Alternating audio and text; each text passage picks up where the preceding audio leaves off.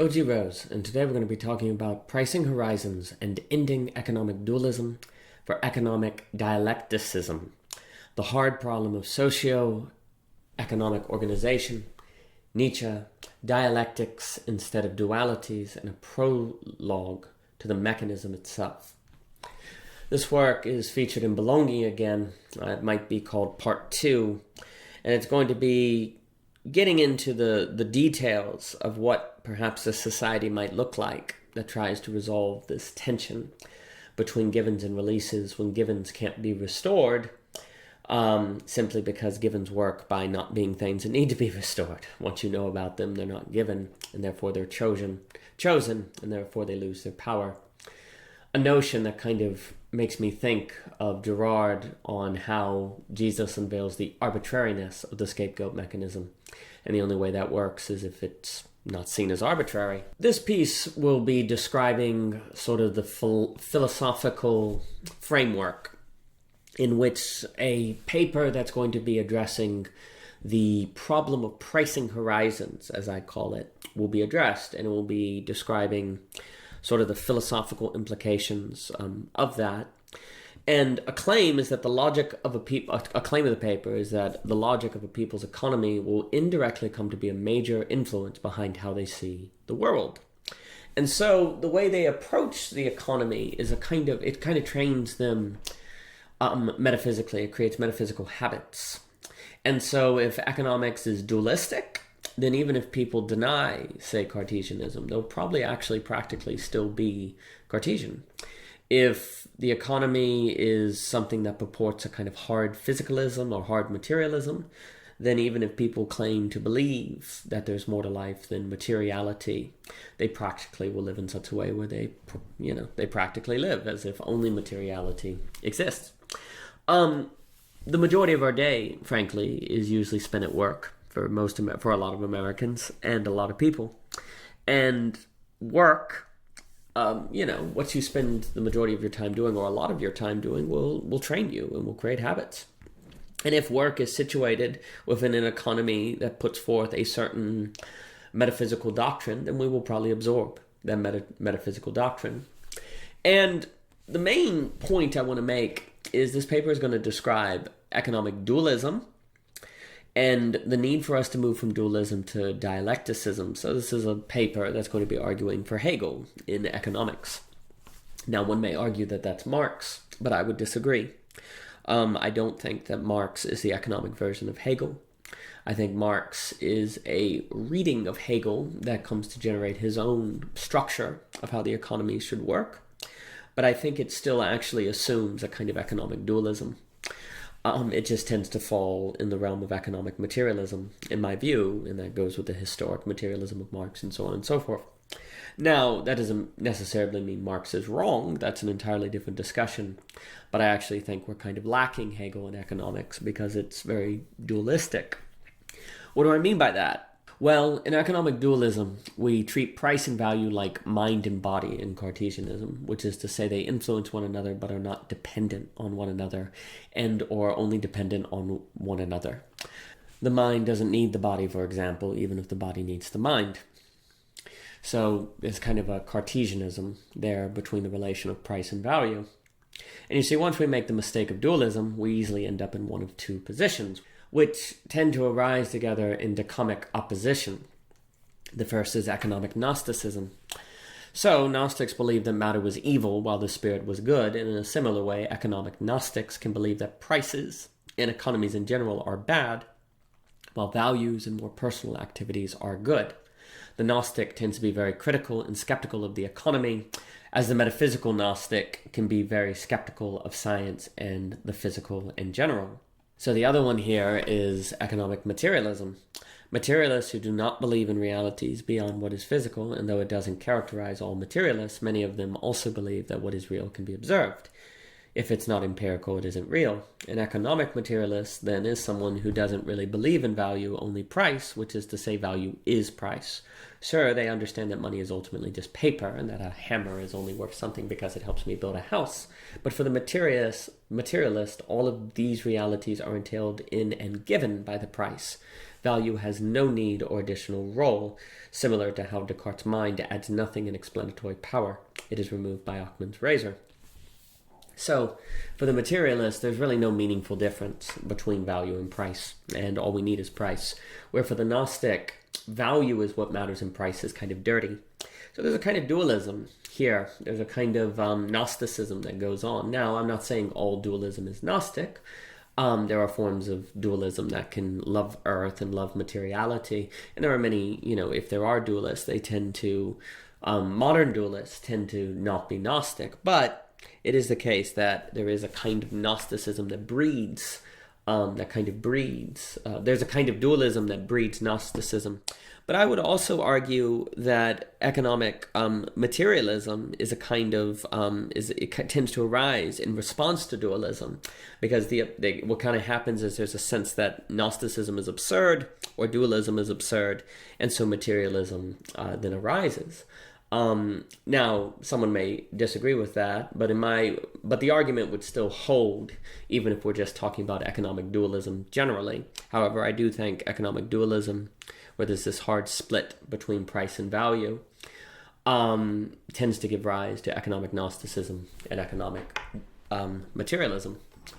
So ultimately, my aim is to argue that economic dualism, which leads to materialism and Gnosticism, is the root mistake. And that is this dualism, and that this dualism needs to be replaced by a dialectic, which is admittedly very similar, but also different in critical ways.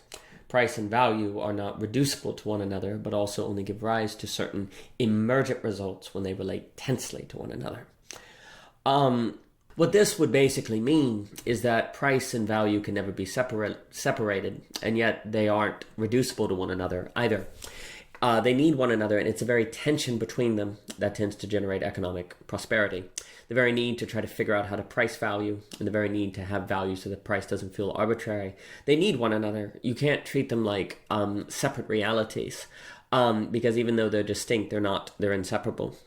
This is Hegelian. This is not dualistic. And again, I admit there's similarities between dualism and dialecticism, but the differences are very important. The dialectic is going to give you the space to move into speculative reason. And if you think about it, basically when we try to create new technologies or new businesses or new goods and then speculate the price, all of this is a kind of speculative reason. The whole reason we engage in speculative reason ultimately has a kind of creative force to it. And I would argue that real wealth, as argued throughout O.G. Rose, frankly, in The Creative Concord, The Dialectic Between Energy and Creativity, I could keep going. All these papers basically want to argue that that growth is creativity. That the economy is successful to the degree that it is inventive, imaginative, and creativity. And, that would make sense if Hegel's correct about the primacy of speculative reasoning, because there is something about speculative reasoning that is very much an act of imagination. Now, it is not fluffy imagination. It's not imagination that is devoid of the need to be rendered into, to be conceptually mediated. That's kind of the difference. Pure imagination doesn't feel any need to be conceptually mediated into the real, where in Hegel, speculative reason always has to be mediated back into the dialectic to be understood, then worked back into speculative reasoning, on and on. Well, I would suggest that whenever someone creates wealth or a new technology, they very much tend to be engaged as a businessman. They tend to be dialectical, they tend to think of the pros and cons, and they tend to speculate what might be the best direction to deploy their capital, what inventions might be most worth their time, so on and so forth. So you see speculative reason there, and that is dialectical. Whereas in dualism, you may easily just fall into determining, hey, this thing I have is worth more if I raise the price. You don't really ask questions about value, therefore you don't feel chained to value. And this can be a problem because then people could just run up prices. And I would argue that economic materialism tends to go into a speculative market, and it tends to be very dangerous speculation because there's no value to hold down the price, and it can get very high. And then when it's unveiled that it's arbitrary, the crash could be very severe. So economic materialism could give rise to very, very powerful market business cycles, and possibly if one business cycle is too great, it could be extremely dire. Now, economic Gnosticism may give you no economic growth because there's a sense that economics is dirty, that money is dirty, and so there's an emphasis on value. But you see, without money, it's very difficult to scale that value or to spread that value. And so you don't tend to get growth or the spread of growth very much. So both are inadequate. And so, obviously, if I'm correct about the role of speculative reason in the generation of value, then people have been, especially entrepreneurs, for example, have been Hegelian for a very long time without realizing it, even if they've ascribed to economic dualism. So basically what this paper hopes to do is have a better framing so we can better own the way the entrepreneur thinks and how they think tension and they think dialectically into speculation, so that we could become more focused on doing that and realizing the game we're in so that we become better at it. Now, the reason why this is all very important is because today we have a problem, and the problem is the following. So for a long time, we've had the issue of pricing goods and services, and generally, the modern economy is extremely good at pricing and distributing goods and services. As also, it's very good at supply and demand. The problem that is happening now is that we have a new issue that we need to price, and it's what I call horizons. Horizons are a way of seeing the world, their worldviews, philosophies, religions, stuff like that. And generally in the past, the givens of the socioeconomic order would give you your horizon. If you were born in America, you were Christian. That was your horizon. But today, with the collapse of givens, as Berger, Reef talk about in Vervaeke's Meaning Crisis, horizons are not given. So we have to pick given horizons for ourselves. But of course, how in the world do we do that? The economy is one giant information processing system. Prices are signals. They tell us what is valuable, what is not, what is worth buying, what isn't worth buying. And so it's very high quality information. And it also gives me a way to sort of compare my sense of value of the thing with what other people value it at. If I go to the store and I see a hammer for $5, I might be interested. But if there's a $50 hammer, I might be like, no, I'm not interested in that. Now, the hammer that's $50 would probably not be $50 unless there was a number of people in society who didn't think that particular hammer was worth $50. But there's space here in the difference of prices for customization, individual customization. But notice what happens in the decision between the $5 hammer and the $50 hammer. The way the decision made has to be something basically metaphysical. The decision to not get the $50 hammer has to be based on a sense of value that really isn't there in physicality. It's based on our sense that it's just kind of a vague sense, honestly. I'm not saying it's wrong, but it's kind of more of a sense, a speculative reason, if you will, that the hammer at $50 is not worth it, that the $5 hammer will get the job done. So there's this tent right there in the decision between buying a $50 hammer and a $5 hammer. There's an engagement with a kind of trade-off and tension between price and value. And it helps us make decisions. Well, there's a lot of online communities now. There's a lot of different groups that are forming to help people solve or deal with the meaning crisis, the meta crisis, the intensity of the existential tension growing due to the singularity that's approaching AI, global capitalism, Dualism, nuclear war, stuff Girard talks about, etc., so forth. There are people looking for horizons in which to organize themselves in reference to all that so that they're not existentially overwhelmed. It is extremely difficult, though, for them to know what communities they should invest in, what communities they shouldn't invest in, what they should do and what they shouldn't do.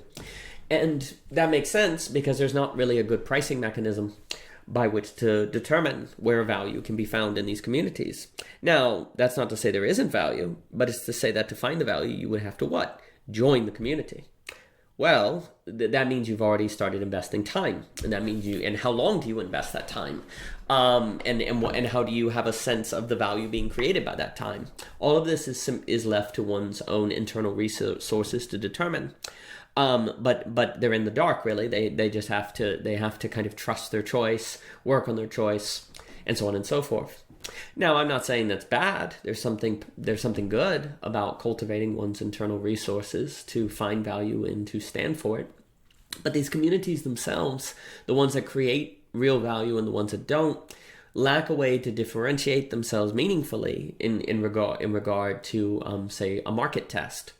As a result, it just tends to be who gets funding. And who gets funding, unfortunately, could easily be the ones who tend to go for the stuff that increases views, that increases likes, that increases viewership, and that can unfortunately be clickbait. That can be low dopamine rushes, stuff like that. But of course, what choice do you have if there's no economic model to help the community sustain itself? So that's a very serious problem. So, by lacking a pricing mechanism for the problem of horizons, you have both the lack of quality information by which people can determine what communities or horizons they should be interested in, and you lack a mechanism to sustain those communities. And basically what ends up happening is those communities rely on patron and donation models. But of course, the problem with that is that's a one-time deal. The big claim that the paper on the mechanism will get into, and this is the prologue to that, is that sustainability is investment. Investment, the advantage that, say, businesses have is that I can put $1,000 in Telsa, for example, and basically park it there like a bank, and then 2 years later I might have $2,000. So I've made $1,000 in that time period. I've given liquidity to Telsa. I've helped it have capital, and I've helped the business therefore grow. And I took on risk because I could have lost that money as well. I don't donate to Telsa. I could donate to Telsa, but if I did that, there's no return I'm going to make. And that's basically going to be an option mostly for rich people. Now, obviously, middle class, lower class, everyone can donate, and a lot of people do, say to church or things like that. But donation that makes a serious difference in the likelihood of the sustainability of an organization tends to have to come from rich people. And that makes the rich very powerful. And also it's likely that, therefore, the communities that last are the ones that meet the tastes and likes of the rich. So those are the horizons that will be spread. The likelihood that these horizons are indeed the best is lower than if they were collectively decided upon by a market test or a collective consciousness that the market represents, because you have a limited number of thinkers, ergo the rich, who are making the decision. And they probably have values of which align them with the previous model of goods and services that tended to focus on goods and services, precisely because the reason they are rich is because they did well in that model, unless they inherited the money. But I would say that tends to be rare, or rarer than people who are rich due to various business undertakings. So in all probability, not necessity, in all probability, the model of donation is not likely to work. And even if groups are sustained by the models, the ones that are sustained are likely to reflect the values of the rich. And that decreases the likelihood that these horizons are best. Now, maybe they are. We're always dealing with probabilities. But the lack of the collective consciousness of the market lowers the probability. So what you need is a model of investment and a way to invest in horizons, where, say, if I were to put $500 in, say, an organization, say Voicecraft, or Philosophy Portal, or Other Life, I could go on, Halcon Guild, then, I could have a portfolio of these things. And if I knew that I might make a return on these based on their success, then there's a few things. One, I have every incentive to help them be successful. And two, I have every reason to park my money, because it's a zero-sum game. It's not a non-zero-sum game where I lose the 500 to the organization. We both may be better off because of it. So this is basically the model one has to work to. Now, there are some complexities here, like what are the metrics of success? How does one determine if an organization is adding value? The advantage of the analog world is facticity tends to tell you if something adds value or not. Online, it becomes more difficult because I think you are dealing with attention and data and things like that. And Alexander Bard talks about attentionalism, and I think that is a valuable element here. To point ahead, before bringing this philosophical work to a close, I think the work of Anthony at Intrinsic Research Co. is very important. I think the work on NFTs, even if the market currently is speculative, but the mechanism itself is part of the picture. I think a lot of the 3.0, if it goes in the direction of making it possible to invest in horizons, to make them sustainable, can prove very, very powerful and very, very useful. If it became possible, say, to invest in Aristotle before Aristotle was Aristotle, that would be a massive value add, and it would also help us deal with a big problem we have, and that is the pricing problem of horizons. So this work is hoping to provide kind of an intellectual framework. We'll discuss more about belonging again. It will discuss a little bit of Nietzsche's bestocentrism. It will talk about how this also can perhaps add some more non-zero sumness to the online space, help us move out of, and that would also, as Anthony talks about, help us move out of a mere and pure advertisement model that we currently see with online content. For more by OG Rose, please visit ogrose.com, Twitter, Instagram, Facebook. Please also visit Intrinsic Research Co., the work of Anthony. And thank you so much for your time.